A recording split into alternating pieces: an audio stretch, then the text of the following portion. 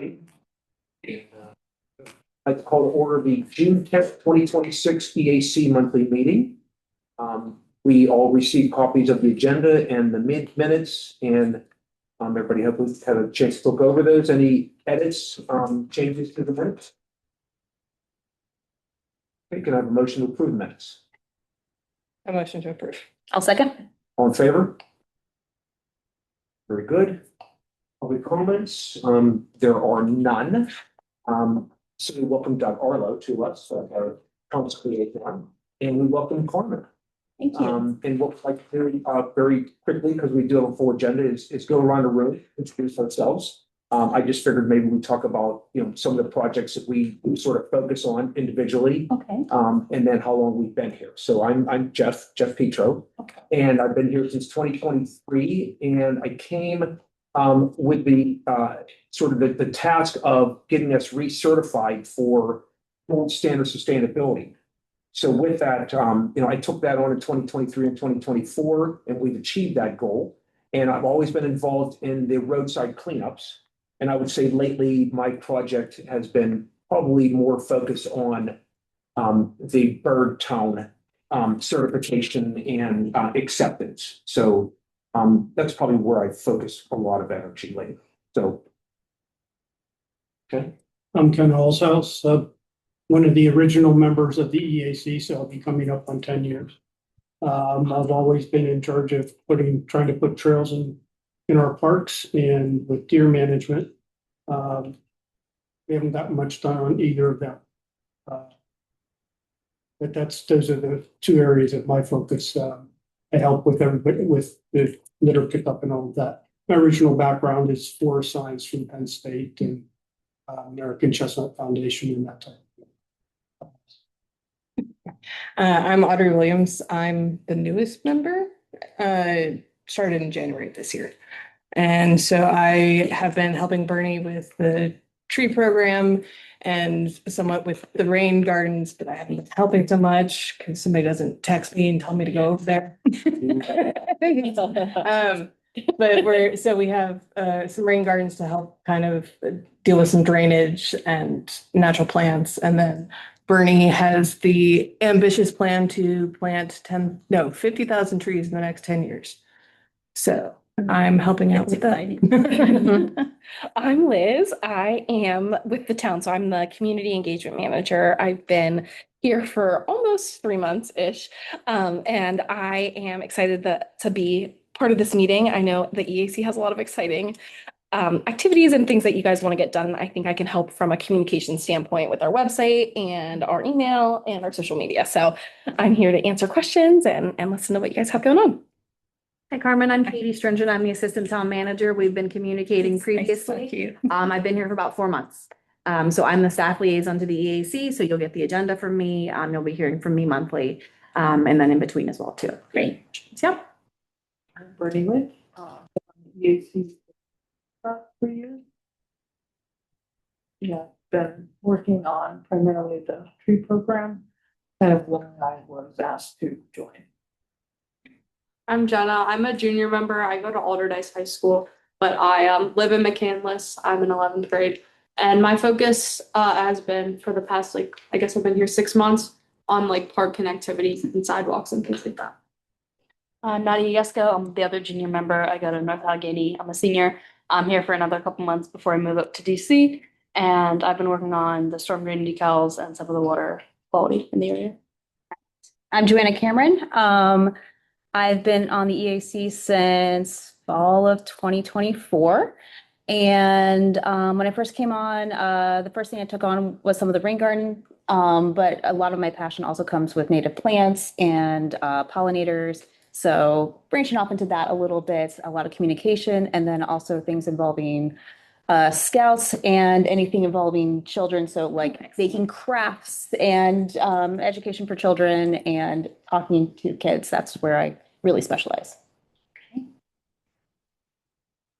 Yeah. Melissa Winston, the vice chair.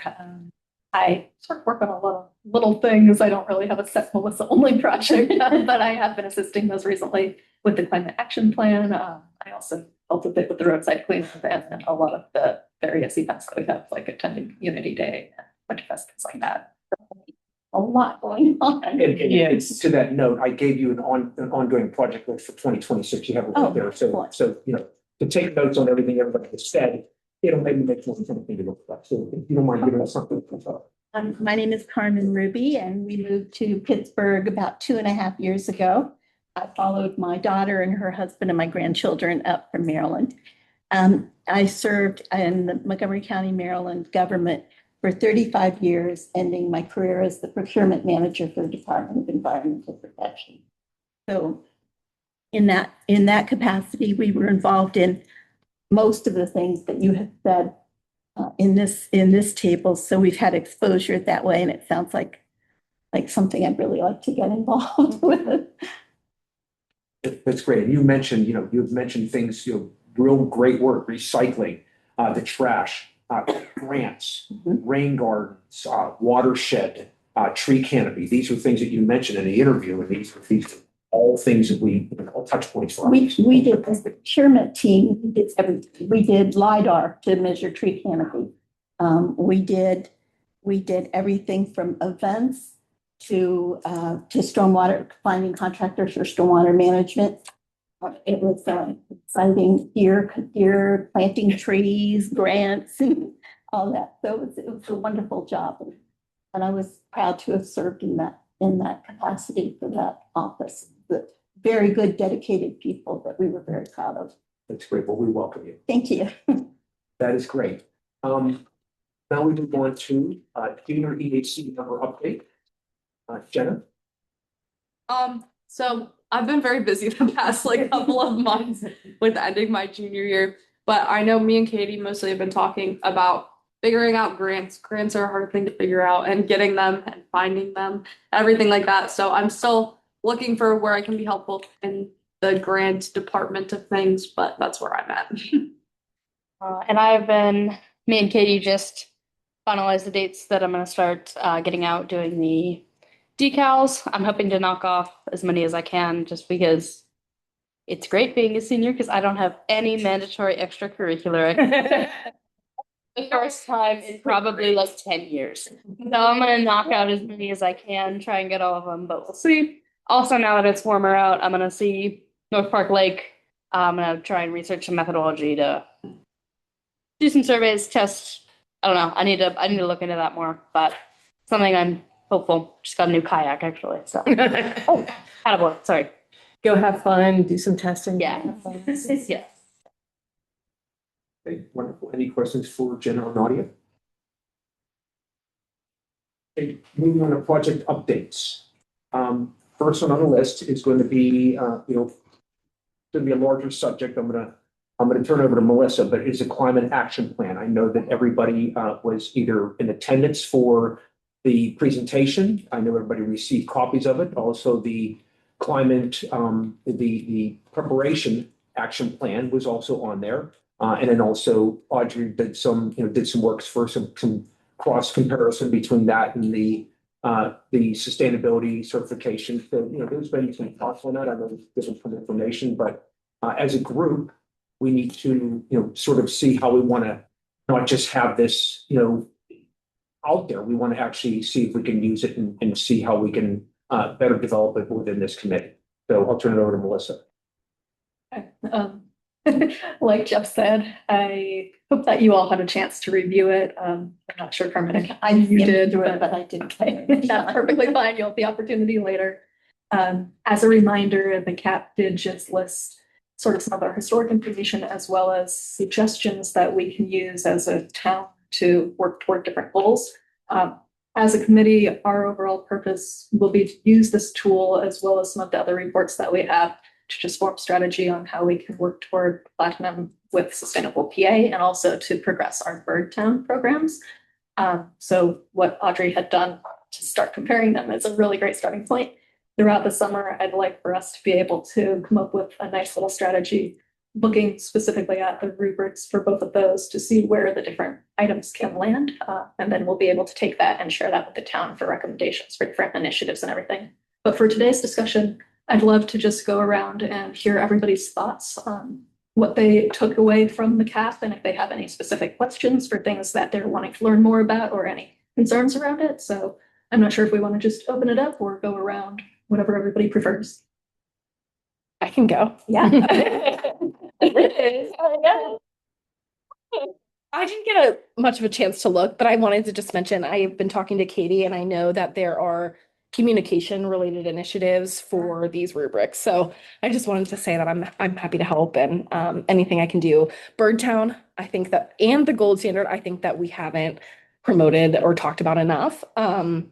We got them, they're amazing, but I think we can really use it to our advantage, make it more clear on our website and use it on our socials. So I'm here to help with those rubrics and I'll coordinate with you guys and Katie to see where those are. And also specifically as well, making sure whatever I'm doing, because there are some things I do communication wise that you guys might not see that do talk about the environment or EAC, Birdtown, et cetera. So I'm working to keep track of everything that I'm doing. So that way, if you came to me and said, send me a list of everything that we've talked about for Birdtown, and then I'd be able to share that and that would help us hopefully. That's fantastic. Thank you very much. Absolutely.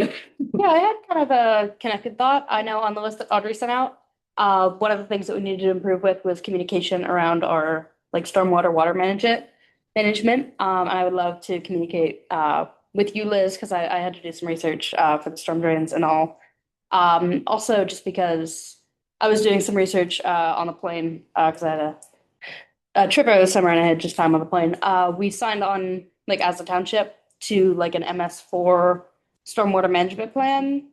And there are certain like things that we're supposed to be doing that we're not really doing. Yep. And I We are doing them, but it's not be Yeah. public. Yeah, not public thing. and I just want to clarify. Yeah. and I would like to just make MS4. Yeah. more of those public. Understood, public facing, That makes- easier. Yeah, to because I think the last time it was Absolutely. updated public, it was like 2015. Yes. So Matt Ennis also just came to my office last week to talk to me about Yeah. the MS4 initiatives as well. So I'm coordinating on that. that'd be great. Thank you. Sounds good. That's a great observation. Thank you, Nadia. So I did notice like one of the things is that they're doing very large scale, like things that would be great. And some of it is just not going to be actionable. So making denser things, we're not going to be tearing down stuff until they do stuff. And then I think there's stuff that we have all been advocating for forever, like bike lanes, sidewalks. It's like, we're trying. Like, Yeah. so I think it's going to be much more difficult to kind of take what they're doing and narrowing it down to actual, like actionable things. I agree with that completely, and that was something that Bernie, Jeff, and I had shared with them as they were preparing that. But it is simply that list of different high-level ideas that. Well, the one idea that they have in there that I think it's worthwhile for us to pursue is the energy consumption in individual houses. That's what I was thinking.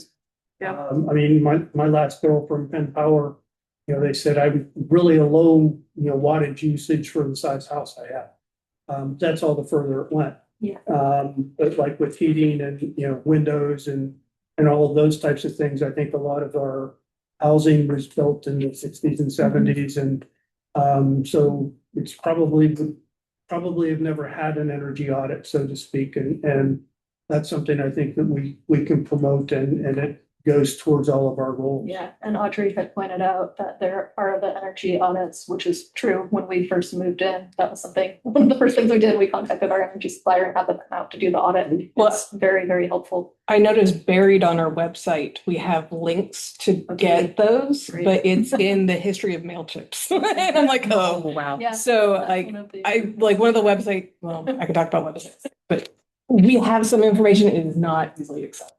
I think we could do better. Fantastic. That's great. Piggyback off of that energy consumption, I found it interesting. I know we had bounced around like ideas of solar panels and like how we work as a township to like incentivize slash like subsidize slash whatever we can do to get people to install more solar panels on their houses or to like install more solar panels maybe on municipal buildings, things like that. So I forget particularly what it was. I might have it in my notes. About like the program that they said we had in place before. Solar. Yeah. So I thought that was interesting because I think that works with a lot of the things that we're talking about if we're doing like energy audits and things like that. I know personally, I know quite a few people who I think would be definitely not opposed to, and then quite a few people would be interested in pursuing like solar energy because everyone wants things to be cheaper anyways. So I think that that could be something interesting to pursue, whether it's just like spreading it on social media or on LinkedIn or whatever in a newsletter, or whether it's like really going deep into that program and going back into like subsidizing people getting solar panels would be interesting. Yeah, I think we do need to balance that though, because I'm assuming y'all also have the issue of like every 10 seconds, somebody's knocking on my door trying to like Yes. sell me solar. Right. And then like I can't find any information out about the solar panels. Probably the weird person that knows like, okay, we maximize at like 28% efficiency, what efficiency yours get, and they can't tell me. We've looked into it, and there's a lot of companies out there that are a little sketchy. There's a lot of companies out there where you're not sure exactly what you're getting, who's doing it. And so Yeah, so I think providing really good information. Yeah, I think somewhere that we as a township can work to just like make that clearer. Okay, is that possible that the township would have respectable names or something would come through as a recommended distributor? We can't make recommendations Mhm. to individuals as far as companies to use or folks to go with. But somebody's been vetted. We could see if, does the state have any? I was gonna say, if the county or various Yeah. organizations do, we can definitely highlight. Sure, in that way, yeah, but we certainly can't say like, go with, you know, the, Solar panels. thank you. There are some out there that. Yeah. Learn with our Mhm. former people. And talk with your realtor before you do that, because a number of realtors have expressed that it actually degrades the value of your house, and make sure you have a new roof before you do it and all of that.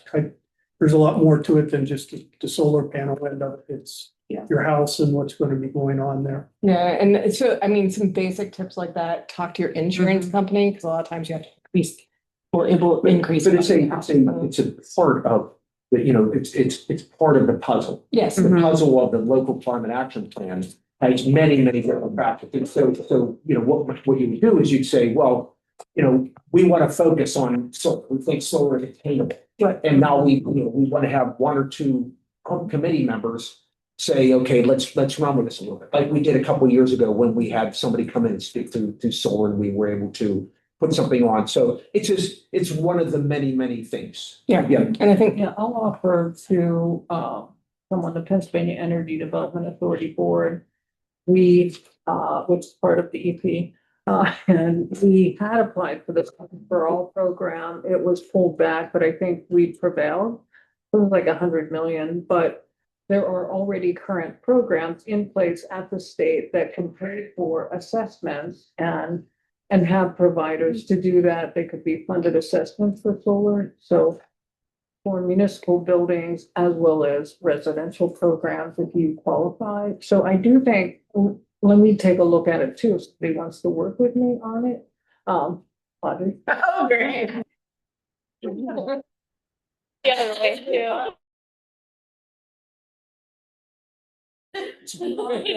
After Friday, I'm so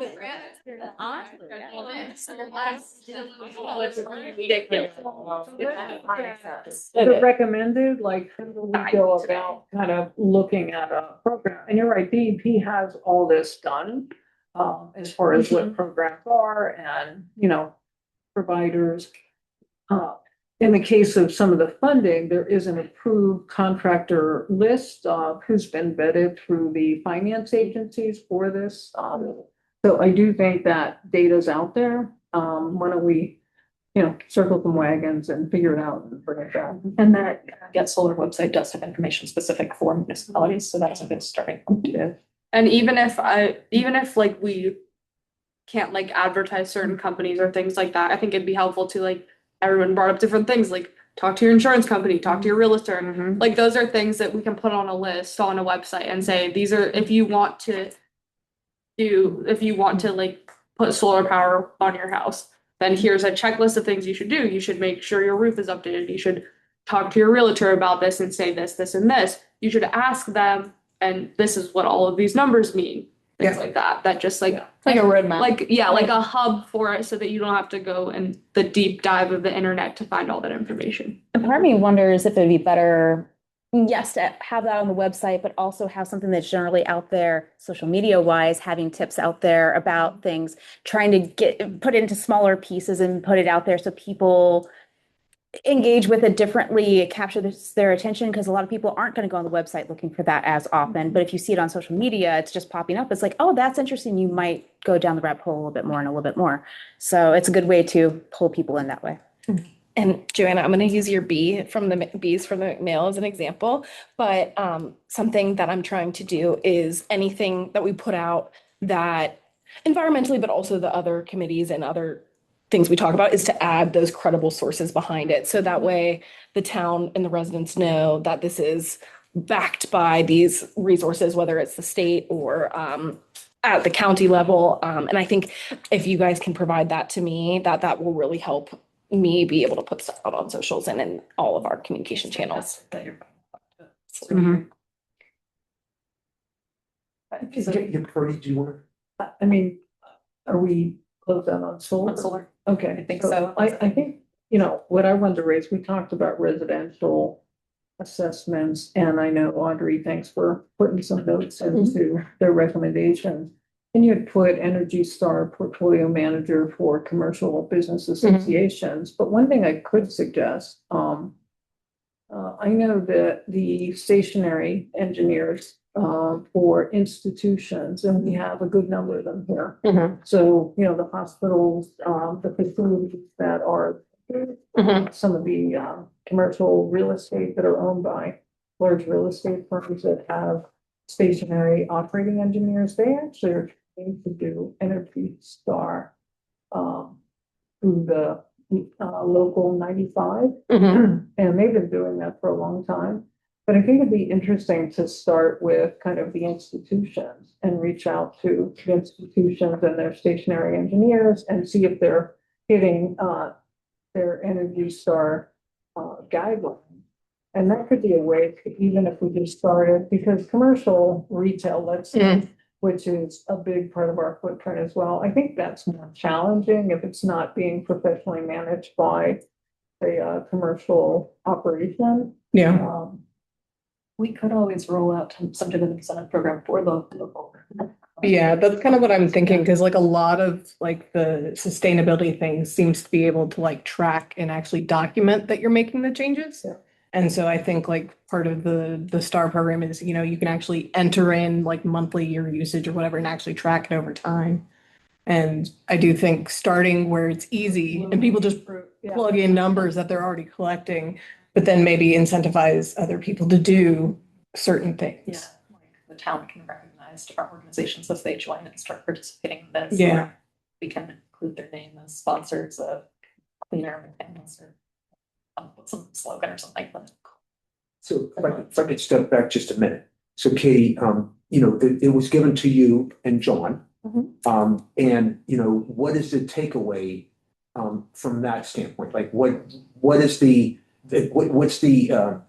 support behind it, or what's the thought behind it from management? So, and that was sort of what I was talking about when I had emailed you, Jeff. What we were hoping to do is be more specific about some of these recommendations from this plan, because to Audrey's point, it's sort of like higher level. So like, we'd like to take some of these more actionable items to council to be able to say, we would really, whatever this ends up looking like, but things that they can say, that's a no brainer, right? Like, not like, oh, we should put bike lanes everywhere, right? Like that's a harder, thing to sort of. I think Bill Caduto doesn't have any. No. Yeah. After that. But it's more of that, like, those were sort of like higher level things. Let's drill down on the minutia. And that's what I'm sort of was hopeful for today and, in the future, to have more of those discussions to say, because to send the report to council, very busy, lots of things coming from different angles, which certainly we will. But for us to be more specific about, 2-3 things that we can say, 6 months, a year, 2 years, those types of I things. will also say the plan by itself means absolutely nothing to that particular audience. It Right. truly doesn't. So it does require us to go in and clean it up and present something more consolidated and concise and actionable for them. Right. with the top priorities first and then ideas of longer term. I mean, it might be a good idea to try and have like, if we want to achieve platinum in 6 years, have a 6-year plan. How are we going to get there? Yeah. And it will cost this much. Right. You know, yeah. Any other, Well, is there a process for us to get there then? I mean, it's not always gonna be done here in this meeting, correct? Or are we gonna workshop this to get there?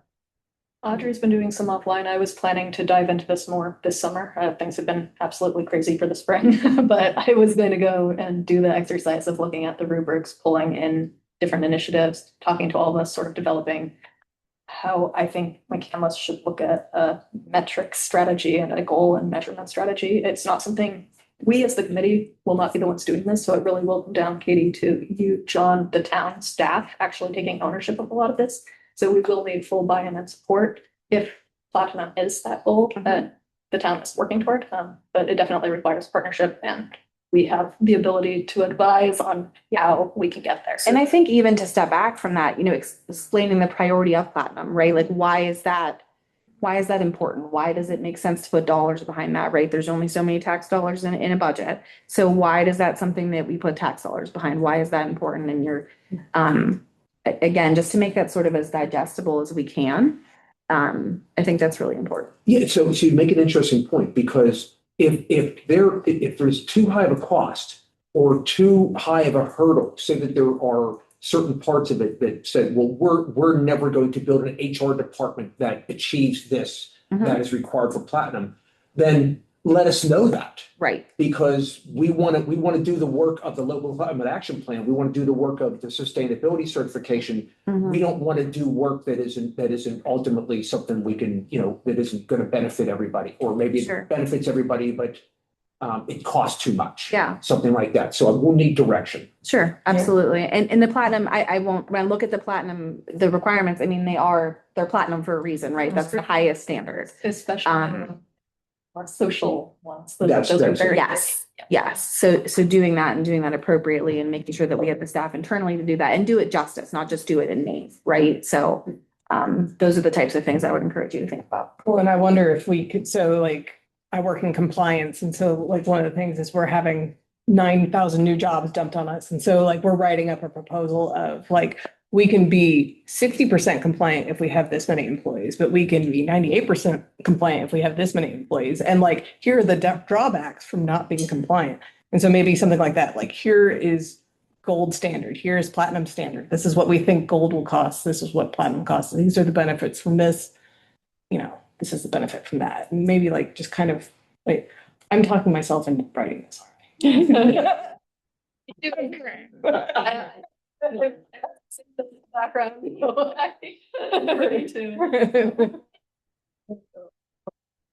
Standpoint, because, if you're compliant, right, I'm process and planning and strategy. And I feel like who has to participate isn't, anybody in a room. It should be the staff who, by the way, I mean, you guys all came from somewhere else. You all have backgrounds in these issues and having done this. I mean, I think that's been the value of the new staff, because, this isn't new to you. Nothing being discussed is the first time you've heard it. So I think that's a new situation for the community. Yeah. But I also think the staff, they have their ideas and they already have the things they wanted to do. And so instead of us going like, well, we want to do these and they're going to do those, I mean, is there a way to kind of just, what's it look like when it's more, unified as a strategy, instead of you do that, we'll do this, we'll recommend this for you to do. I mean, you should be doing the input. What do you think are the things that you were already underway doing? Because that's what I learned meeting with you all is you're doing a lot. Yeah. I feel like they're doing the heavy lifting now. We don't have to Still have to show, or you guys just need access to the resources to see where you need to put things and how you can align it with these systems, because you are doing a lot of incredible work. Yeah, But I think that our committee is shifting from now having a staff that's very actively involved and engaged in doing these things. I almost feel like the dynamic has to start looking different. you know, we didn't have Katie before, right? We didn't have Katie, we didn't have Liz, so now you guys, I mean, just you two alone, like what you're bringing, and then there's Matt. And you know, so you've got this staff that's been there, done that, knows how to do it, and it's a very different thing than, you know, before we were bringing really progressive, novel concepts to a staff that was unfamiliar with them. Mhm. So I really think there's got to be a little bit of a different approach now with this whole new staff. That's a great point, because Mhm. that is the end goal, to have sustainability embedded in the culture of the town, Well, where it's just part of everything that you're all doing in the day-to-day for the community. And that's in the language of the LCAP, is that it says there are a lot of things going on in McCandless and with EAC, but none of them are cohesive. We don't know what you're doing, you don't know what we're doing. And that's actually in you know, what was written up, and that's what we're discussing right here. Yeah. So, What's the process to right, do this? right. So we'll have to figure out how we want to do this in an efficient way, because it looks like, you know, we want people to be communicating correctly. We don't want everybody to be sort of doing a little bit, you know, unless they're asked. But I mean, you've been successful in your subcommittee tree. You know, are we building a structure in this committee that is more subcommittee? You know, this group is working on this group is working on that. And with that, we're getting volunteers from the community to be part of that subcommittee, and they'll help us do this and do, I'm not sure if this is one of those, it's not to that point, but that's something that we probably have to ask ourselves as a group, if that's the way we're going, because we're getting bigger. We're getting bigger. We need more cohesiveness and volunteerism. Yeah, and I think the staff, I mean, correct me if I'm wrong, but isn't the staff larger than it's ever been? Maybe. I don't know. And I think certainly, you know, your point's very well taken. It's just, you know, how we have the conversation with management, and how we have the conversation with town council. And, you know, you all do this day in and day out, right? You live, eat and sleep and breathe this, and we're wearing, you know, a million different hats. So how do we align those things? How do we achieve those things? And all of the other things, right? And a lot of those things may align, right? But if we do it right, it's the things you're doing while you do them, Mhm. right? It's the how you're doing it, not the what. Yeah. It's like, we're still gonna do the same thing, we're just gonna do them a different way, Mhm. or considered in a different way. You know, I went to that CMU input listening session today, with Connect, and, but that was a big part of what they wanted to hear was, how does the township, you know, respond to the term green infrastructure? And, you know, I know I've mentioned that term before, but, you know, in some ways that's different. You know, the green infrastructure is different from sustainability. But I do think the notion of, I don't necessarily know the attitude of the town staff, council, you know, we don't talk about those things. And maybe you do, but we're bifurcated, where I don't know what you're saying, you don't know what we're saying. So, I mean, it became really clear to me that, there's just this missing link. But I think it's because you all are back here, you're doing things already that are in this direction. We don't know how much you've shifted and changed, but we are thrilled that you are doing it and you're here.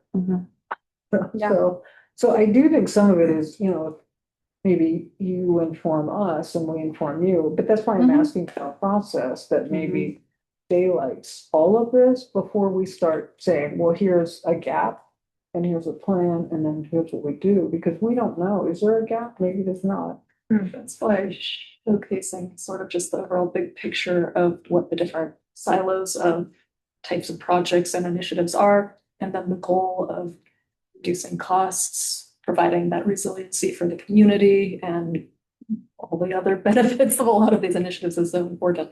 But like you were saying, there's already a lot of projects that are happening, but there's just possibly pieces from some of these initiatives that can be rolled into everything else that you may or may not know about. Yes, I was going to just mention, I think communication weaves itself a lot into this conversation.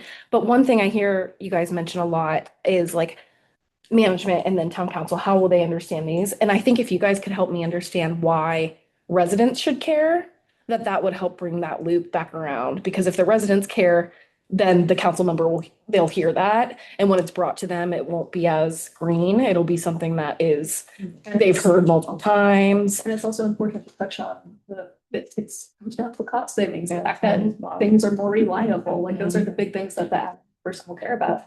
Maintaining our green spaces for people to be able to play and enjoy a healthy outside environment. And I think that's All what, those are pieces that are critical.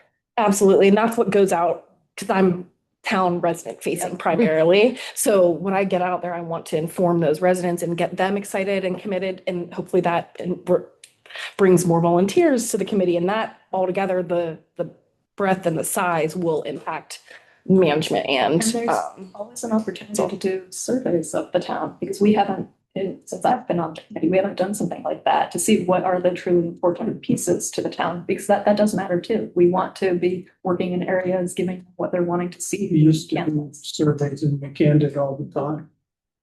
I mean, I think that would be useful to find out what's important. But what we all know is it is two things, right? Everybody's feeling the burn of the energy cost right now, no matter what, and that's likely to continue to go up. So I think we're in a safe spot to say, how do we save people money? But I also think, part of climate and climate change is, resiliency. What do you do? And I think that's for the benefit of the town. Like I recently heard the town just got a generator.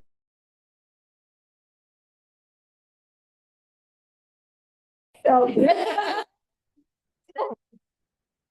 We know it works. but those are kind of resiliency things for what's, the storm events that we're having. I think, like, to me, those are the things we want the municipality to be standing no matter what happens, because that's how, the municipality can support the residents in times of crisis. So, I would love to investigate, well, what are the other things you need and how do we focus on those things? Because they're important that, because to me, that's a sustainability initiative, is to make sure that, the municipality is resilient and ready for any kind of event that may occur. So I don't know, but I think those for me tend to fall out as the priorities.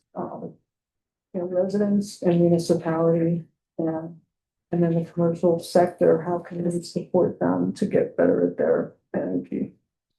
My vote is for a subcommittee that, we come up with just a very bare bones draft and then start communicating town.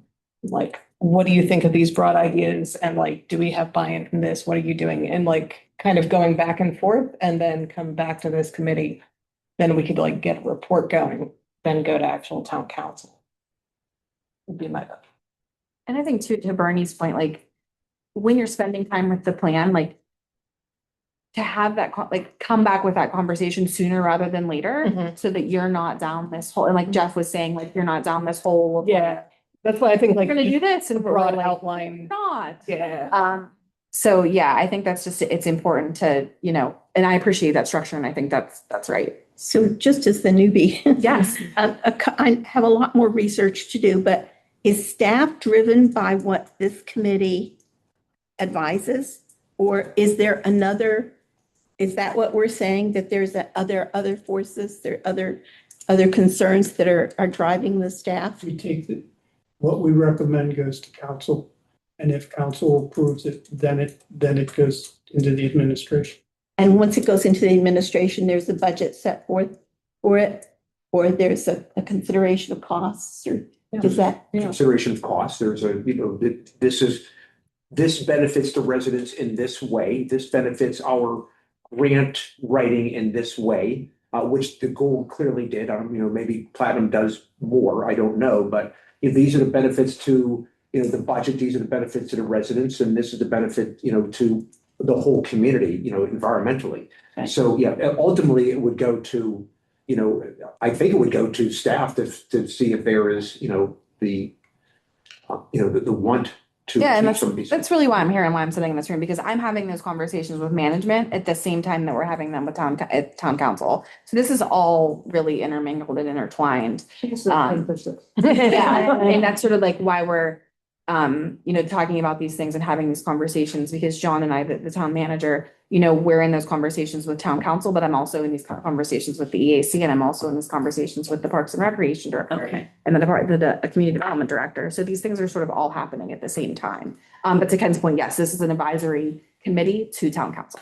And then I'm assuming if we wanted $50,000 for something, we would actually need council approval for Yes. large quantities of That's funds. a formal process that we're supposed to go through. Mhm. I mean, when we were doing the briefing, that's what I had wanted to do, was go present at council, Mhm. what the plan would be to kind of gain that approval.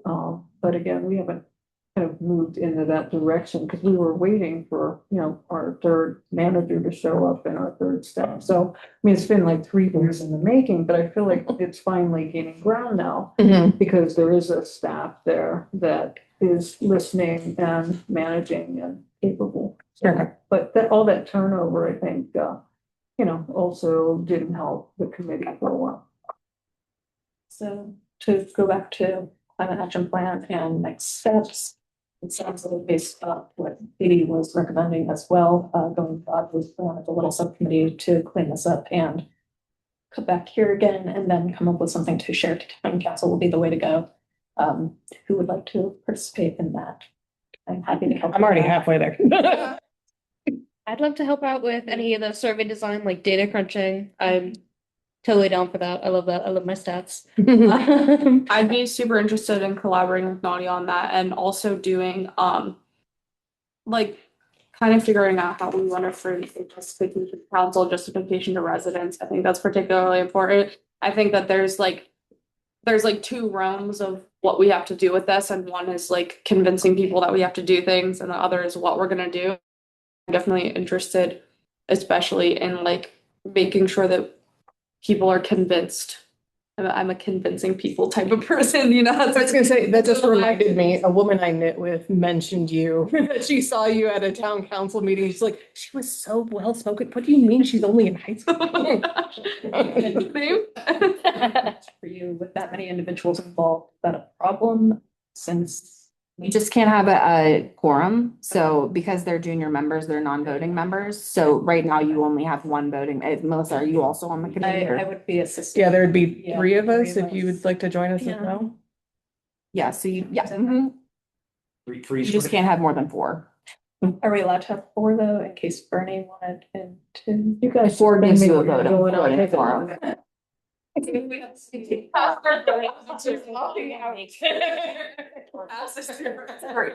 if we need to. Guys did great. Okay, you good? Yeah, does anybody have anything else on that topic for now? Have our action will follow up at the end of this plan.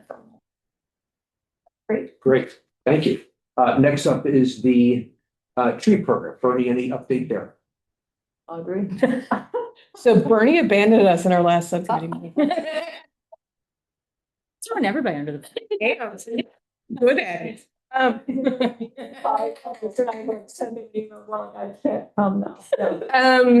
So we are kind of in a lull right now because we're in summer, so we are waiting up for things. However, one of the big things we need to do is start planning for next year.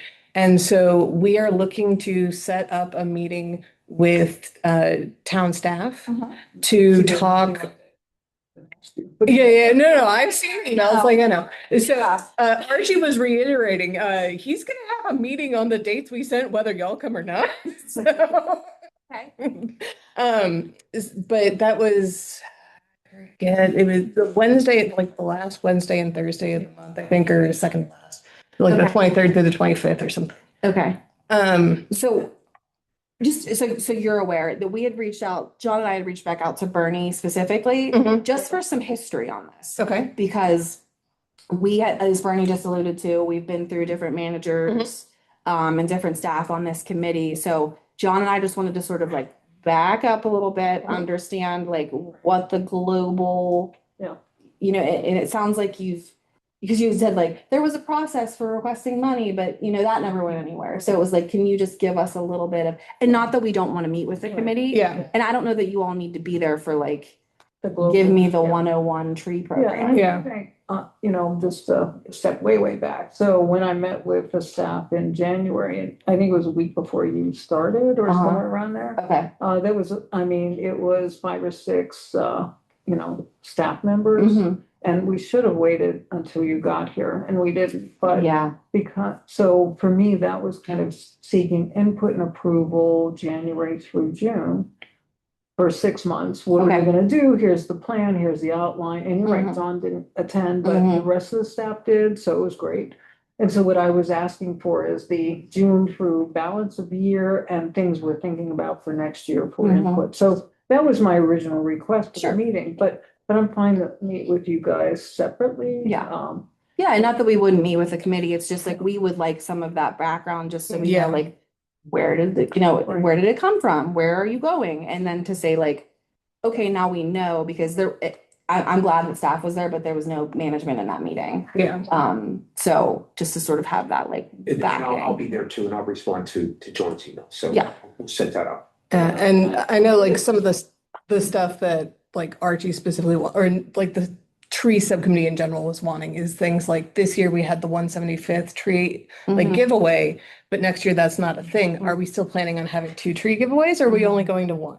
And so like just basic planning stuff that we would need town buy-in from, Sure. but so like just how we plan stuff. Mhm. Yeah, so not like drill down hardcore, but we need to like broad plans, like Sure. what are y'all wanting to help us Yeah. with, and what can we help you And I think that's still moving for us too, because with our 175 programming, like we have a 5K on the 4th of July. Like, are we gonna do a 5K every year? Or are we only doing a 5K for this year? So I think we're still talking about those things too. But yes, your point is very well taken. And yes, we will meet. So then as far as follow-up actions, there will be the tree history meeting with the town and Bernie, and then the tree committee town meeting. Correct. I'm sorry, I didn't mean to cut you off. No, so then I was trying to see like what else is on here. Archie had come up with some potential people for a speaker series. And why do I keep losing that email? And it was a whole list of people, and I lost my mind because one of them is a herpetologist, and I was very excited about that. But so I can forward that to the group, but he has a whole list of people. So somebody that's with Bird Lab, a herpetology expert, a regional mammal expert, an educator. The herpetology expert could bring animals. That's coming from, since the Animals. library was willing to do more of that. Right. That's where I asked him to go. Yeah, so I think he is a really great resource of people he knows that could set up a more regular speaker series with the library. Okay. Kind of with us. And so I have names of those people. And I don't know if we want to like ask him to ask, or if we just want to ask them directly. He also wasn't sure, like, is there a budget for this? Like, can we give the speakers $200 for speaking, or whatever the case may be? Yeah, this is where, sorry for not having been, but I think, you know, that whole question of who is running point on the EAC speaker series. Yeah, that's the thing, and we do have to. Stop, and that was her gig, and since she's been gone, it's been kind of an orphan. So, you know, we just are trying to, you know, find people. I was doing them for the tree program, but Archie knows people in all kind of different fields, that are still in the general realm. But, you know, that could be something that somebody who doesn't have anything to do. Consider. And historically, how often were those happening? I'm sorry.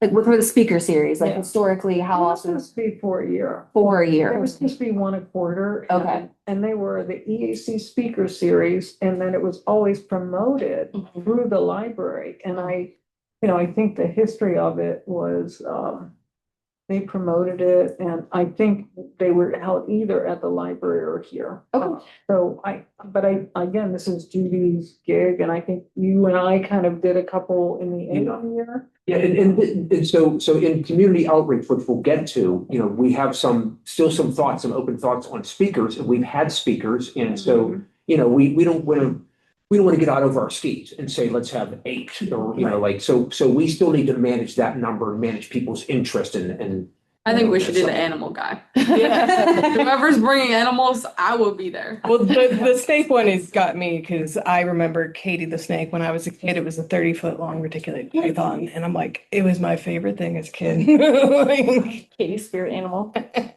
I just wanted to mention.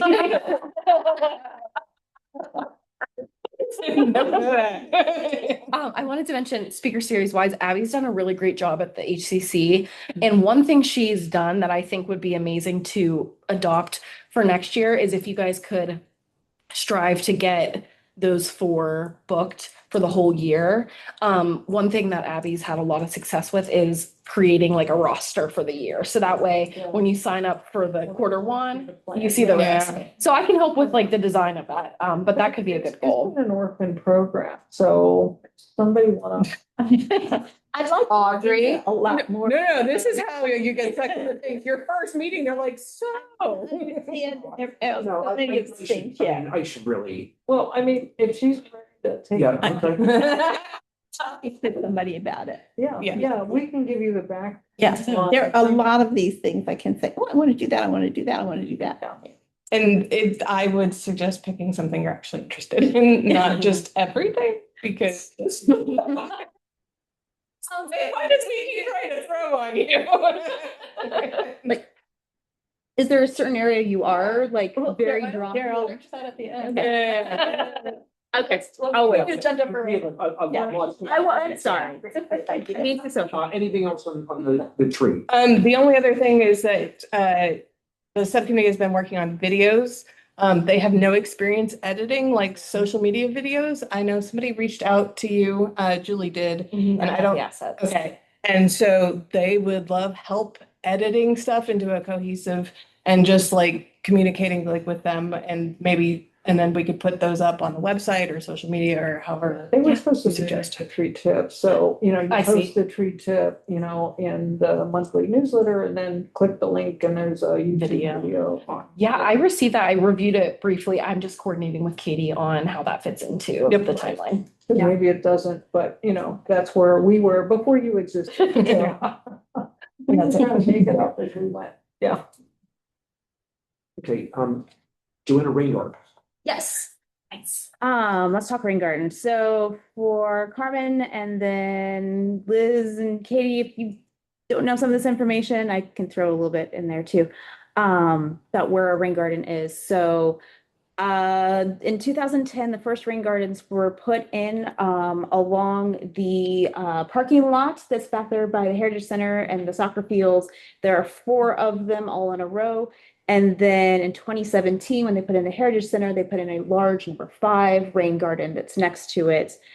They were originally put in through grants and help with a couple different programs, including the, what was it? I have part of it here. Western PA Audubon Society was one of them. And they prevent a lot of the water that goes onto the parking lot there from running into the creek and causing flash flooding when rain events kind of like the one we had earlier today. So that being said, what has happened is then it becomes a battle because you are then fighting invasive species constantly. And you need upkeep of different things and working with public works and trying to figure out, because it should not be just one person with a shovel, but sometimes with the upkeep part of the is you're fighting timing because, okay, I want to hold an event in the spring. Well, you're fighting then weather, the litter pickup date, the Easter celebration date, actual Easter date. And then trying to find a time around there where it's like, oh, I could get together another group of volunteers that, have kind of specialist knowledge on this is what poison ivy looks like and going out and like taking care of weeds or something like that.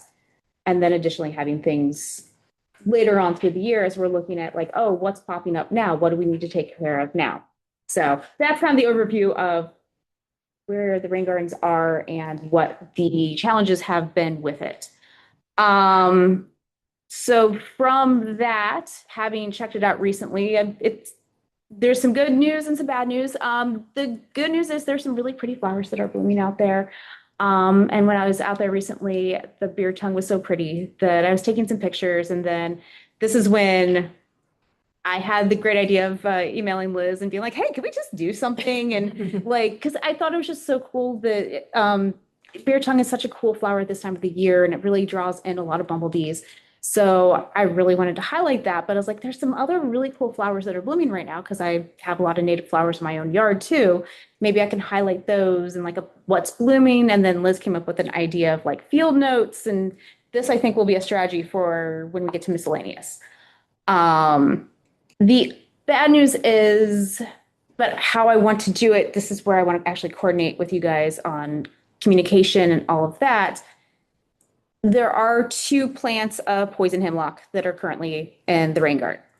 It's common. I am looking out the window right now and I see a whole row right there. I'm sure that they're everywhere. You go down Wildwood Road, they're everywhere. I'm not surprised that it's there. The question is taking care of it. Okay, I can go out there, any morning I can take care of it. But also, since it's on town property and since it's kind of an educational space, should I document it? Should I make it into some kind of content? And then I'm thinking ahead, like, how can I document it then for Public Works to also let them know, like, hey, this is what it looks like. This is how you should take care of it. Here's why you need to be careful with it, because it's something that if you get the sap on you, it's kind of like poison ivy and you can break out in a rash. So that's kind of where my thought was with, like, before I go out and just like impulsively get my overalls on and go take care of it, let me back up a little bit and see if there's any suggestion from the peanut gallery about what would you like me to do to document that, have my sources there and like, hey, this is why I took care of it in this manner. So if, say, I do use glyphosate or something on it, which I might, I want to make sure it's documented why I did that, because that was something that I ran into when I was dealing with the Japanese knotweed, which there's still some in there. Some people push back, but that's the only way you can really take care of Japanese knotweed. The other way, you can look at article after article after article. It doesn't actually like kill it if you just cut and cut and cut and cut, and nobody has the time to go out there once a week and cut it. So I just kind of want some feedback on what would you like me to do? Do you really need to document any of it? Just do it. That's why I almost did. I almost did that, but I paused and I was like, could I turn it into something and make it educational? I do love a story. I think it is, Katie, I'll let you answer first and then I'll jump in. You were on a roll. Okay. Very excited today. One example I saw, you guys went out, I believe it was last year, and there's a photo of, I know it was Jeff and Joanna, someone else I think in the photo. Ken. Okay, got it. The caption was, our EAC is out getting rid of Japanese knotweed. And I think in the document side of things, where we could take that a step further is same photo, same caption, but we add on to it and we say, how to identify Japanese knotweed. We pull in some of those sources. Why does it matter? And when I put those field notes up, I actually got 2 messages from people that were like, oh, I have the purple one in my yard. People are starting to get engaged and interested. So anytime there can be a story told, I think it's definitely worthwhile. I would probably recommend, don't spend a ton of time on that. One thing I like to do is, if you're going to go down there and do that, let me know when, and then I can hop over and ask you some questions on camera, turn that into a video. And then what we can do is tie that back to the resources. So you could just say, we're out here today, we're getting rid of this Japanese knotweed, come along. And then I'll get some B-roll of you guys doing stuff. And then what I will do, use the caption as that real estate to say, do you have this in your yard? Have you ever seen this around town? Here's how our EAC approached it by the HCC, and kind of using the caption to get those resources out there. So I love it. I think it's something definitely to document. Just I think there's ways we can do it in a streamlined fashion so we can get more stories out there in a faster capacity, from your side as well as mine. There's a lot of things to put out on social, but the more faster that we could do it together. And I'm really good at getting those quick snippets and turning it around, getting those up. So I think that's a great idea. Okay.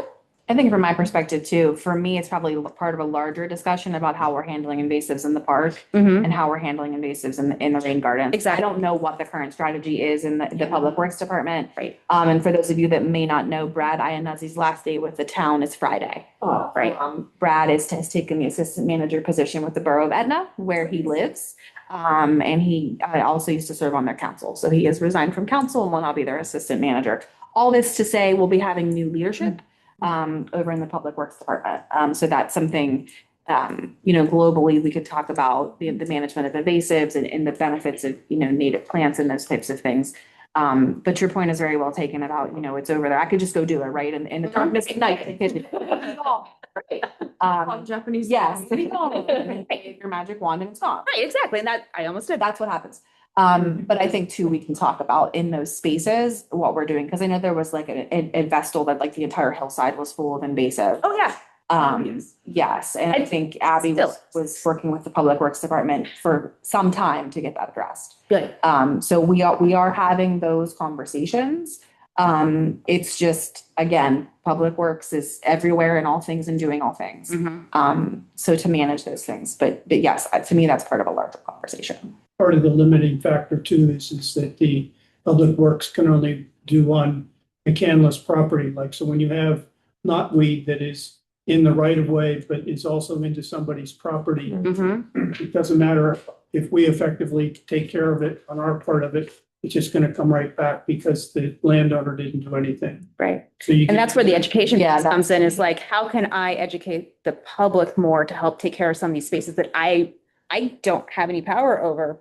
But if I teach a man to fish. Yeah, well, and I also wonder if we could even do targeted, like if we identify this is a place we want to do in these 5 properties, have something, maybe we send those 5 people letters and explain. We've identified this and, I think it might also be helpful to take those videos, compile them somewhere on the website and make like section of the websites, like how do I deal with these invasive plants? Just have them all in one space. You don't have to be like Some of scrolling Instagram. This already exists through the, a couple other places too. Okay. yeah, I think there's just like, we could do some good linking to resources. Yeah, just make it very Together. easy to figure out. Definitely The have them. internet is so vast and All Yes. conservancies have dealt with this and have that on their website as well. Right. State ag gets done. Okay. Okay, cool. Good on that? All right, moving on, community outreach. So here's, we're gonna talk about the speaker, and we'll just, sort of, Bernie, you were talking about the indoor air quality, still.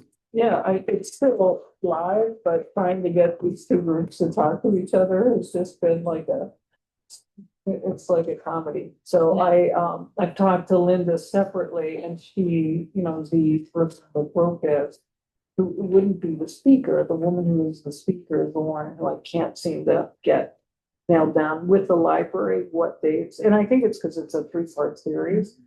And that's kind of why it's been more challenging. Sorry, it's telling me the display is turning off. Sorry, I didn't mean to yell, no. To date, we've had, trying to think, we've had 2 speakers. We had 2, well, I think, I know we did touch the board. Don't like press a button, but just like touch it. Sorry. We're waiting. Magic. Back. Sorry, I apologize. Yeah, I mean, the goal behind the ROCUS, they do a whole cohort that a long period of time, you're committing, I think it's 2 days a week. And it's 3 hours each session. So they have a lot of information to we feel about indoor air quality. So we talked about just putting it into, it's like digesting it into 3 sessions. The third one would have been the building of the MERV unit with a fan, so that people could make their own fan. So you may not have even needed to attend workshop 1 and 2. Each one would be separate, kind of different topics. So, I think because it's a 3-part series is why it's been more challenging to get those speaker, library, and dates. So there is no dates. Originally, it was going to be August. Now I think that's probably too close. We'll probably move it in the, either the fall or maybe we throw it in. And that's fine. We can keep that in the community outreach because, moving over to Joanna. We were talking about different, native landscape or whatever, and then this Lynn Purse comes along. Yes, and then Okay. I want to talk about that too. Well, I mean, would that be are you still? Want to propose a? I have a speaker that's like ready to go. He was gonna do June and then I actually pushed it out because it was like we didn't have enough time to properly advertise it. So I told him, let's push it out. So I need to figure out, like, he's pretty much ready to go. We just need to find a date. And from now, when can we do it? So he is John from Larkspur Design, and he's at the permaculture design at Garfield Community Farm. He specializes in native and edible landscape designs. And he has a whole cool website. He also is one of the master gardeners who works at the other garden that's in the city that's more edible based, kind of like the one by our cannon. There's a separate one. So he's the person who runs that. And his speech he's ready to give is called, looking for his last name too. He knows his last name. All right.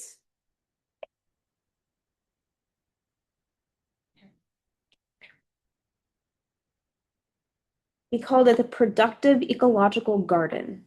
And I can send this along to everybody. A short snippet for sharing. Can a native garden also produce food? Can a food garden provide habitat for beneficial insects and pollinators? Can I grow food under the canopy of native trees? These are the sorts of questions that we'll get into with John Creasy. There it is. John will share from his experience of 20 years of market gardening and a food forest here in Pittsburgh. So that's the one I have ready to go for whenever we want to start advertising, can find a date that we can set. I think Heritage Center would be great because you have the native plants right there from the rain garden. Then, let me get into Lynn Purse then, briefly. When I put out there the information from going out to the rain garden, seeing all the beer tongue, this amazing person reached out to the town through Katie, then through me, and then she and I have been talking. And then to Lynn, yeah, okay. First, I was like,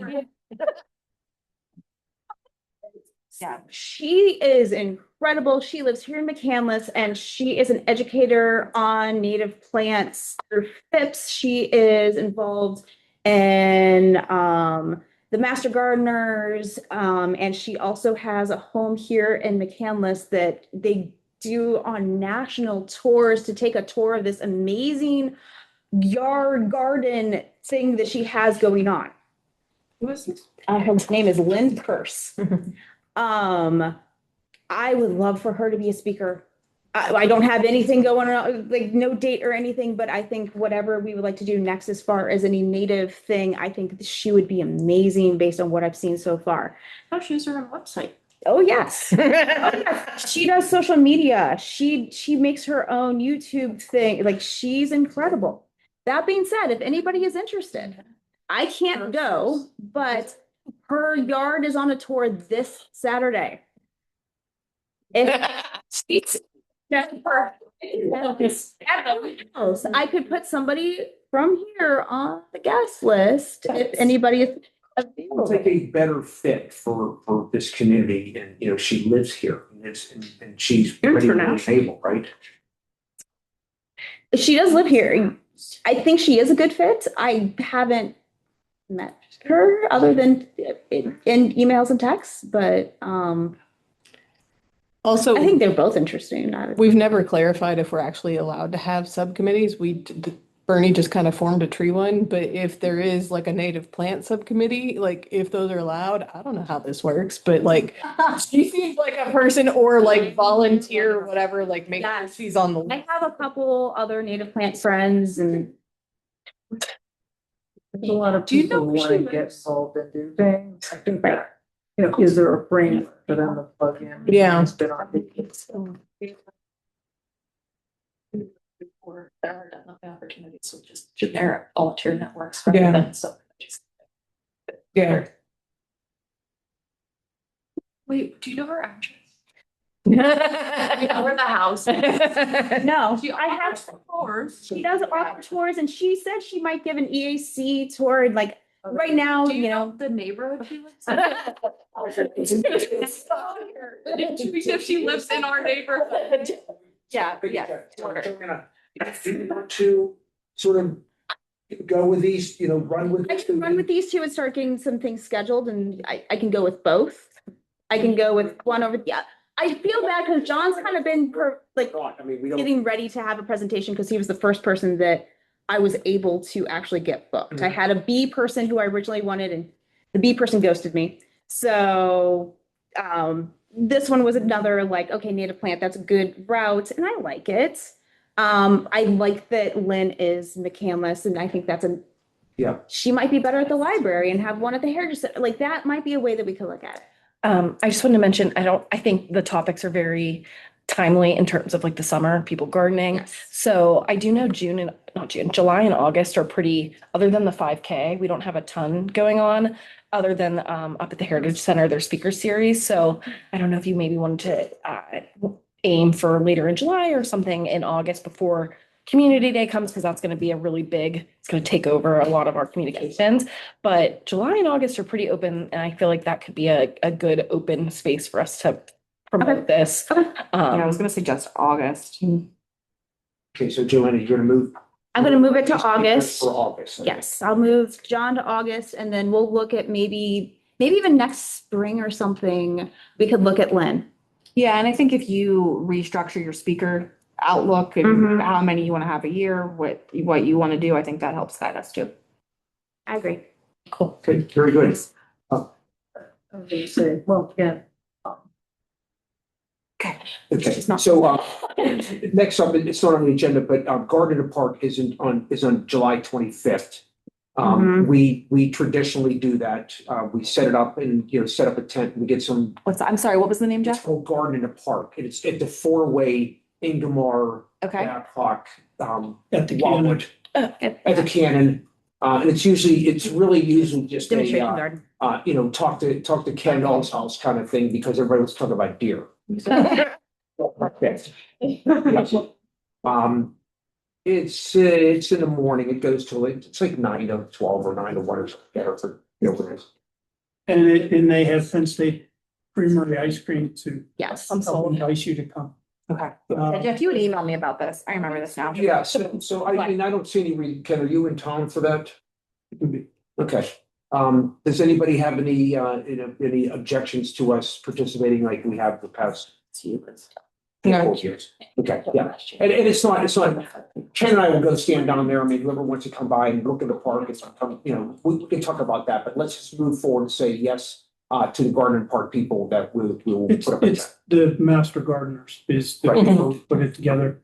And they have that garden of different plant, flowers that they have all around there. And that's, some of that is varieties that they're trying to see how well they do in this area and things like that. That's like a test. I put that in that whole thing. And there's different groups there. There's a mycology group, fungus and stuff. There's different groups that represent themselves there so that people can come and walk through, see the flowers and talk to other groups that they're interested in. Okay, moving on to open initiatives. One is a bird town update. So I did attend the regional bird town clutch on May 14th. Ken was there as well. That was at Pine, and we learned more about bluebirds and different things. But one of the tangibles that came out of that is that we were awarded a $1,000 grant from the Pittsburgh Foundation, and they gave us some options to use that $1,000. And we would use it at the Audubon or at Beechwood Farms. And we did sent it off to Katie and John, and John would like to, his first choice was a Swift House, which is right at $1,000, shockingly. So, there was a way to use that, and we can discuss that. We have up until the end of next June to use that. So we can talk about that. I'm just going to give an update, but we can talk about that a little bit more next meeting. Just as a real quick with the Audubon and all that, they also have a lot of native plants that you can purchase from them there. Yeah. Are those, so I know they have like a big sale. Do they have them continually throughout like summer? I'm not positive of that. Okay. They have 4 different locations and Mhm. one would be performed by us. Right. I also attended a June 1 virtual meeting with Bird Town or Bird City USA.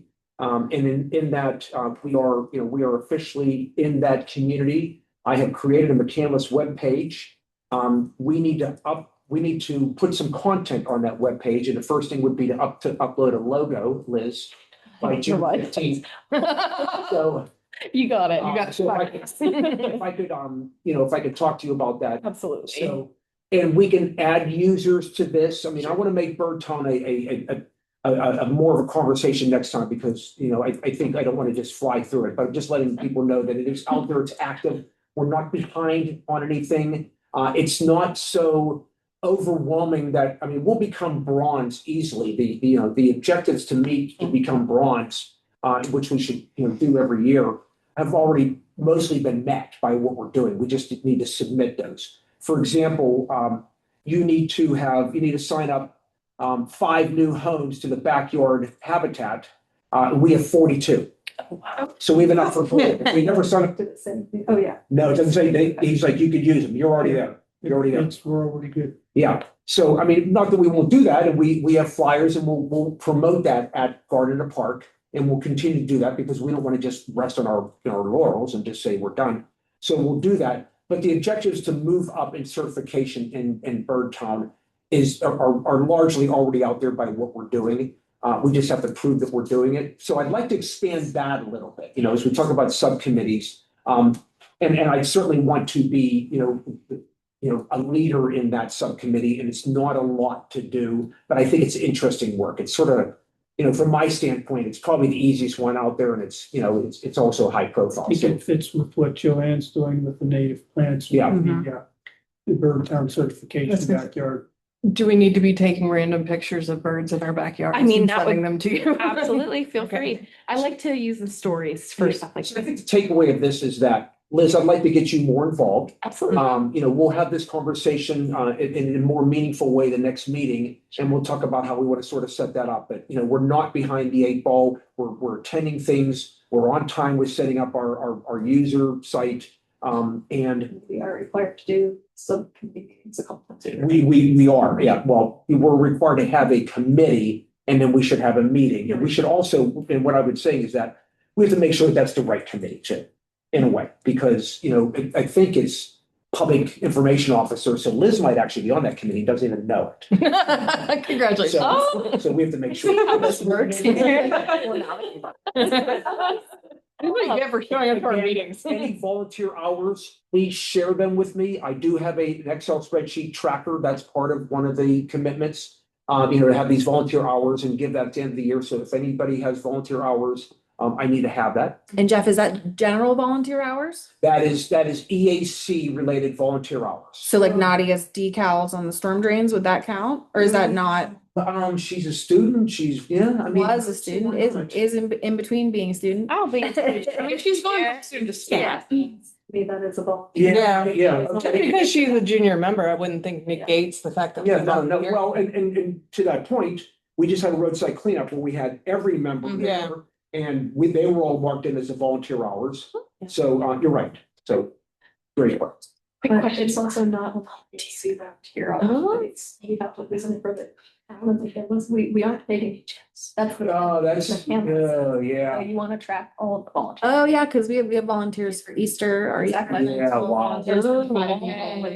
Volunteers for Community Day. That's count toward the, well, typically if it's related to some of these initiatives. up Yeah. in the town. But they have a really great rubric on their website. Okay. So you can take a look and you can see Yeah. also. So again, all points that are valid and we need to think about, but let's look at this a little bit more in depth, and I'll come up with better. And we don't Notes. have to actually report all this until the end of the year because That's we right. only joined in January and we have until later this year to get it. January, submitted. yeah. Okay, so we have time to plan. One of Archie's proposed speakers was a guy from Third Lab. Oh, yeah, that would be so You all cool. know him? Yeah, Um, yep. quick question, Jeff. For that June 15th deadline, do you just need the town's logo? For the website? Yeah, just. Leave it up to you. Oh, you're not designing something? So I'd like to get you access to that. Yeah, shoot me, you can invite We'll me. start to record things like volunteer opportunities, and we just need to start putting content on that. Great. So that's why I need you. If you give me access, I can upload the logo for Okay, you. perfect. Yep, you got it. Great, good, Liz. Catch basin project, we're going to exchange those details and the glue and at the end of this meeting, and then you can start that. Great. Good. Can you take some pictures while you're out there? I was just thinking of that. Thank you. I got it. Anything on Department of Conservation grant ideas? Any update, anything new there? You had already submitted something, correct? Anyway, we submitted C2P2 for Pontiac Park. We just submitted, the name escapes me, a grant for connectivity in Mole Park, from the parking lot to the Brant Trail. But certainly, you know, if there's something that comes in mind, we also applied for the native planting in Pontiac Park. If there's something that you think about or you're working on, or Are those rolling Watershed deadlines for related. the grants or? typically grant deadlines are in the first half of the year, Okay. just for that, to meet that fiscal budget for the following year. Okay. Are there more openings for grants? Yes, so you have an entire. I want this sidewalk. Yeah, that I will get with you. Multimodal Yeah. just opened. That's one of my primary jobs here at the town is grant submission and grant monitoring. So yes, we will absolutely, I will give you all the grant work you want. Thanks. Okay, and we weren't able to achieve, Potter and Pontiac Park walks, last time, but, you know, maybe I'll go back and see if we want to have a conversation about what the EAC can contribute to these parks and some suggestions and some advisement, to the township of what the EAC can do in these parks, or Eagle Scout projects or whatever that is. I think we should walk these parks and get familiar with them. So I'll throw out some more dates. Yeah. I would be interested in, I know we talked about getting the $1,000 grants. Perhaps using that and like putting, what did he want to put in there? The Swift House? Yeah, putting the Swift House maybe in Pontiac, if that's like, I don't know if there's like Mhm. specific things of like, oh, you need to put this in certain places. Are there? Yeah, they're fresh. Great, that's a good suggestion. But if there's like something like that where we get something fresh and like maybe that can be used to kind of advertise the park. Like a and draw. fill it out one. Yeah. Yeah. Okay, so I'll submit some more dates out there for us to, as a group, to walk these parks. Okay, next up miscellaneous, July McMail tip. Thank you for the last one, Joanna. It's fun. And so Carmen, every month we supply for McMail, the digital newsletter that comes out from the township. Do Liz. you get it? I don't. Yeah, I can so get I it. didn't know about it either. I moved here 2.5 years ago also. We need to get more people signed up, so Yeah. that's helpful to know. Thank Yeah, you. not enough, but it's a great publication and the EAC submits every month a tip. Bernie's tree committee subcommittee submits about 150 words on, you know, their subject of the month for trees, and then we complement it with something last month. It was bees, it might be recycling, it might be, you know, something else. Do we have any thoughts on what that Well, content should be? based on chatting with these two over how I did it, because I changed it up a little bit and I had pictures. And it seems like that's the way you want to go. And this is meshing into point B, is the strategy for these McMail tips, for our social media. Like, how much should we be, like, I know previously it's been this huge paragraph. I think we want to go towards an infographic. How much do you want to have sent to you? It's a great. And how much do you want to do, like, on your side of making the rest of the graphic? Yeah, absolutely. That's a great question. I would recommend for the McMail tip for the EAC to keep it nice and short and succinct. A great example is the B one from last month, because Joanna had sent over a graphic that she made. I recreated it with a little bit higher quality images just to have that sourcing, but I did not know you took those pictures yourself, which is absolutely insane. They're like close-up photos of bees. I was like, there's no way she took this. She did. I did. So I want to get those from your phone and maybe do something with them, because I think that's really cool how you got them and they were actually in McCandless or wherever you were. But what was unique is that you kept it really succinct. So it was like 1 to 2 sentences, a bulleted list. The lists are where it's at because people's attentions are short, and also our McMails are pretty long. We have a lot of information to get out there. So the image was very striking, and then followed by a very easy on your eyes to read, made it a very successful McMail tip, as well as that format lends itself really well to socials. So that's actually scheduled for Sustainable Saturday this Saturday, and it was so easy for me to turn that around.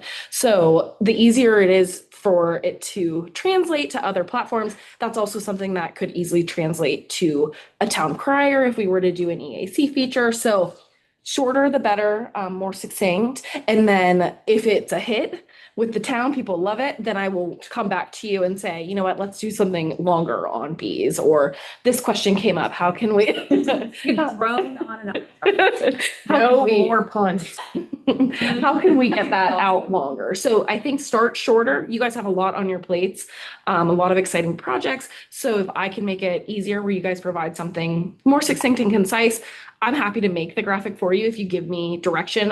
If you give me a graphic that you have, share a Canva link with me, I can kind of clean that up or brand it to McCandless, share photos with me, or you could just share an inspo. There's like a 95% chance that I can make it into something for us. So if you have like an infographic, you're like, I just love this infographic that the Audubon Society did. Can we do something similar? Here's that information. I'm happy to pull that together. But if we could keep the tips shorter, kind of make those listicle vibes, that'll really help to adapt it onto multiple platforms, and then hopefully take a little bit of a lift off of you all. So July is watering, you just want a watering can and say, do it. Perfect. Do it. Do it. Yeah, but that's globally, that's what we're trying to do with the McMail. We're trying to Yes. move further away from the long newsletter that we might lose folks when they're reading. So we're trying to be more visual, and Liz has that expertise to lend.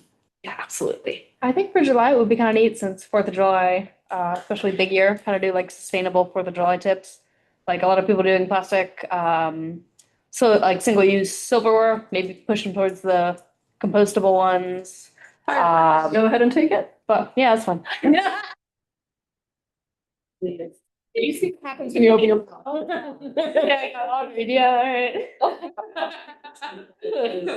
Yeah, I think that sounds great. You want some of that? So Joanne, did that touch on what you're? Yes, that's what I wanted to know what our strategy was going to shift to. We're going to shift away from using paragraph, look at infographics, look at things that can go onto social media a little bit more, because I picked up on what they were doing and I like it a lot. So yeah, and just so you all know, we are scheduled for Liz has created Sustainable Saturday. Yes. So her goal is to get something out on socials every Saturday. This Saturday will be Joanna's Bees. But she's pulling some things herself. She's putting those things together. But if you have, tree things I'm we can getting you use. pictures of my compost pile. I'm sure it's not nearly as pretty as a You'd bee. be very surprised to know how much I love compost. So. For one thing, what day does the newsletter come out? Amazing. Oh, yes, that's Yeah, very good. thank you. That would be great. For 4th of July, then. It is going out. So July. if you could get it to me by next Wednesday is the deadline I gave the town, but if you could get it to me by the 19th, Friday of next week, that'd be perfect. And then if you're referencing like, Yeah, pretty sources. yeah, thank you. A couple is perfect. That just helps, I think, build our credibility with the town. Yeah. And any photos you guys have, I just wanted to mention, like, I'm trying to utilize stories more, and we are getting more interest. So feel free to send over birds. I wish I had a bird camera. So let me live vicarious. Have a bird camera theater. That's what I have a theater that goes on our window. Oh, I love it. Yeah, any pictures, feel free to send. I love And if you need any help, just let me know, or if you need any inspo. Yeah, totally good. Sounds Yeah, good. Thanks so I much. have pictures, I think, maybe. Might have. Wonderful. Thank So you. next is general updates to share, and that's just Carmen, that's just if there are people that have if they have relationships with Tree Pittsburgh or Latotomy or something like that, if there's something to share that the group just wants to share. So it's just Did we finish the digital communication? I did believe we did, yeah, because Joanna was Okay. looking at it. I did have one other thing to add. I'm so sorry. Easier to miss. It's primarily for Joanna, but Yeah. June 22nd through 29th is National Pollinator Week. Mhm. So I I was gonna email you about like Let's do it. story and what you would like from me. You got it. I think some type of video might be good, or we'll talk. I need to borrow the inflatable bee suit. Obviously, no, I'm just kidding. It's to wear it. Though. Yes. Yeah, let's chat offline about that. I guess we could make it really good. Also, the National Geographic, their photo series is offering, you can just sign their pledge for national pollinators and they'll send you a national pollinator pack of seeds. So I applied for the town. I'm supposed to be here 4 to 6 weeks. It should be here anytime, but I think the town will like to see something free that they can get. So sounds good. Thank you. Bee suit. I have something for open floor. Yep. So I attended today the Regional Green Infrastructure Listening Session. It was a listening session hosted by Connect, CMU, and FIPS, in addition to Allegheny County Conservation District also attended.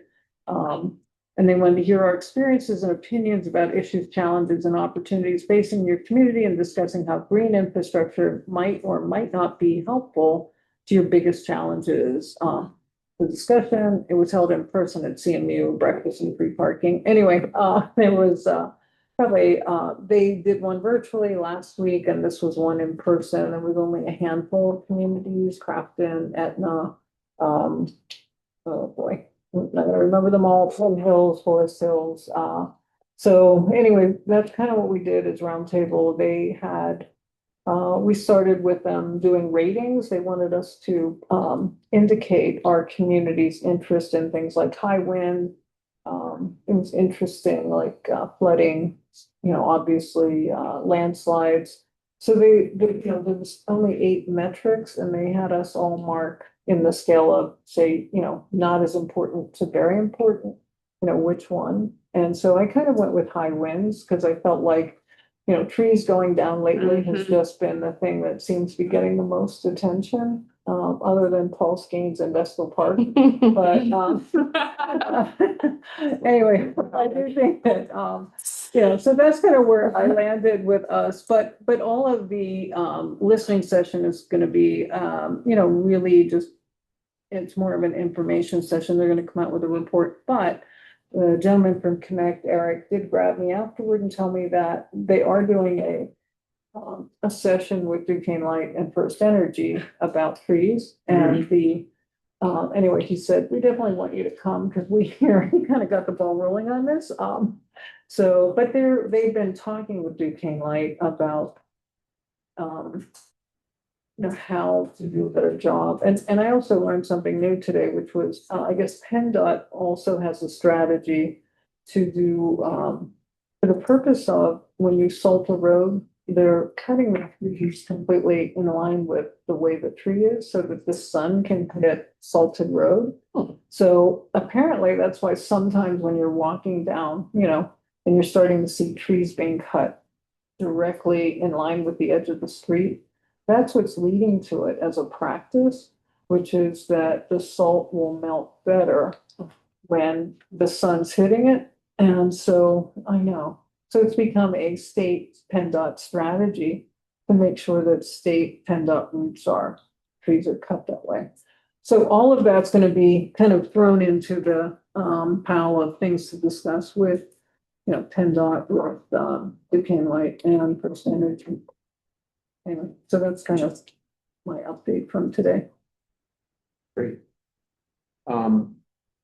Okay, SharePoint maintenance, EAC dedicated webpage. I'd like to just sort of table those until next. We'll move on that. If I could, just real quick while we have Liz here. Yeah. She had some ideas for an outline that would mimic Pines. Audrey, I know you'd put some materials together. I think maybe you two can maybe talk offline about an actual, how you put the ideas into action. Good. Love it. That's great. Can I just say how exciting it is to have these guys as staff on the job?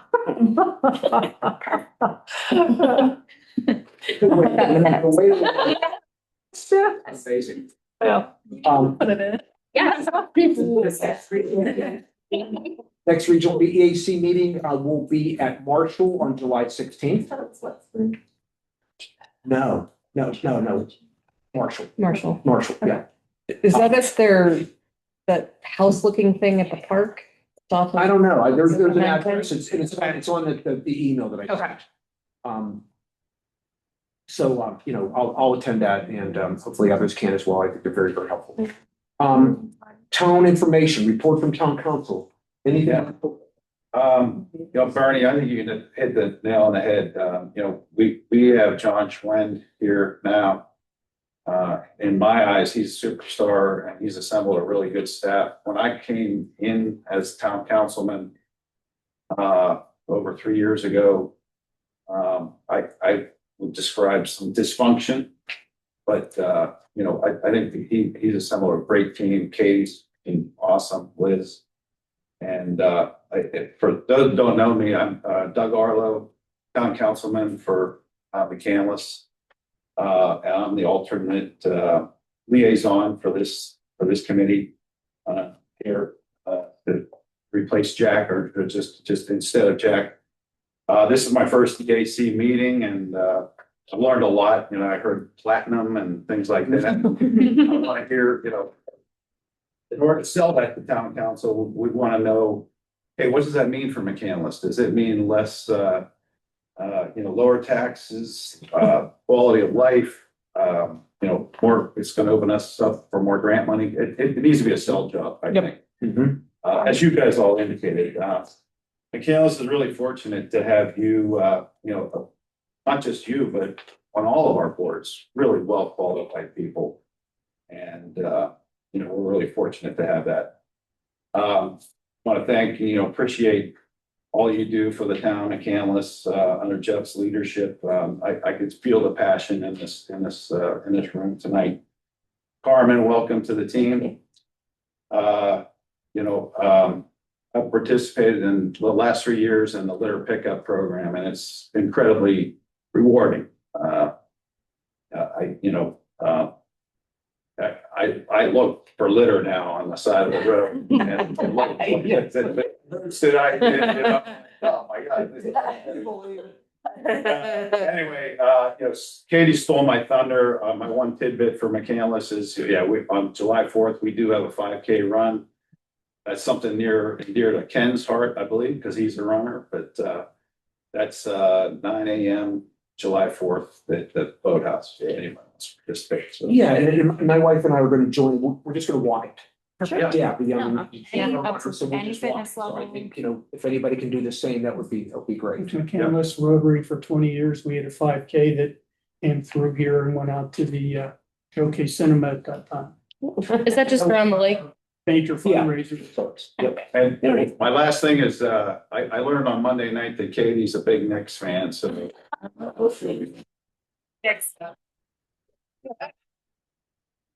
Did I have anywhere to be? Doug. We're all good. Everything's good. Thank you. Katie, anything, I know Nadia will stay with us through the summer, but we wanted to recognize your graduation. This is from the town and from the EAC. So thank you for all the work that you've done. It's been a pleasure having you here on the EAC and congratulations. Just a couple quick notes, Jeff. Any requests for Liz, if you could see that I'm also copied, just so that we can manage workload and expectations for Liz. And then Remarkable Tree, we only have 2 submissions. So if you could please push Remarkable Tree to your networks and to your folks, we would appreciate it. I'll put that on next. Been reading until, I mean, I saw you put together something, but you know, to me, it's like wait till mid-July. Sure. And then do a big push to the end. That's kind of where I was with it. Yeah, and I was thinking if anyone wanted to do like a flyer, like roundup, I'm starting those with our intern where I'll print out a bunch of flyers and anyone who can grab them and just put them in coffee shops and local, that really helps a lot. Yeah, if someone sees it on social and then they're getting a coffee and they see it again, it really brings it home. Yeah. Something I'm working on is conditional logic on the form. So right now the form has, you sign up with your information and then below it, it's like if it's somebody else's property. Yeah. And when you see that, if it's not someone else's property, you sort of, it takes up a lot of the page. So they might just get off of, like, skip right off of there. And I